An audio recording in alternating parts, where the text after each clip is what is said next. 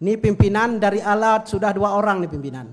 Ada Bang Salihin dan juga ada Pak Ali. Biren juga 2 pimpinan. Ada Abang Samalanga dan juga Yahput. Tapi kami Barat Selatan masih kosong nih pimpinan. Gubernur tidak ada, kami wakil gubernur tidak ada, pimpinan tidak ada. Tapi harapan kami nih pimpinan. Saya mewakili juga masyarakat wilayah Barat Selatan. Kami menginginkan terowongan Guru T tolong diperhatikan pimpinan. Jangan cuman omon-omon pimpinan. Karena kenapa? Hari ini jalan tol sudah ada 11 Selawah pimpinan. Kami untuk pulang ke wilayah Barat Selatan sampai detik ini ada rasa was-was pimpinan. Ketika melewati Guru T terbayang kami akan di PAW ketika jatuh ke jurang pimpinan. Maka harapan kami juga di pemerintahan sekarang Mu'alim D4 pimpinan perlu kami sampaikan, hampir semua kabupaten kota di wilayah Barat Selatan menang semua pimpinan. Maka pada kesempatan yang berbahagia ini di tahun anggaran 2026 semoga anggaran pemerintah Aceh bisa banyak untuk wilayah Barat Selatan pimpinan. Dan banjir-banjir yang ada di wilayah Barat Selatan bisa dituntaskan dalam 5 tahun pemerintahan D4 yang kita awasi di masa yang akan datang pimpinan. Dan juga pada kesempatan ini pimpinan perlu kami sampaikan, kita hari ini sudah sepakat tidak ada lagi 01 dan 02 pimpinan.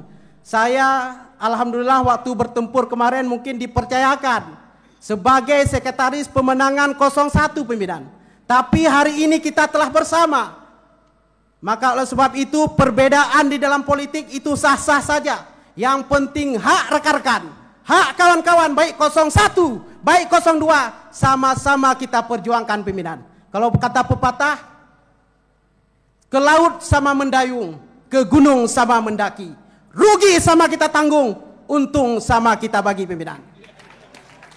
Dan juga yang terakhir pimpinan, karena saya juga anggota Komisi 7. Selama kami melaksanakan kunjungan kerja dengan ketua kami yaitu Kanda Ilmiza, semua dinas-dinas mitra kami rata-rata mengeluh pimpinan. Ini juga ada Mahkamah Syariah, juga merupakan lembaga vertikal yang ada di Komisi 7.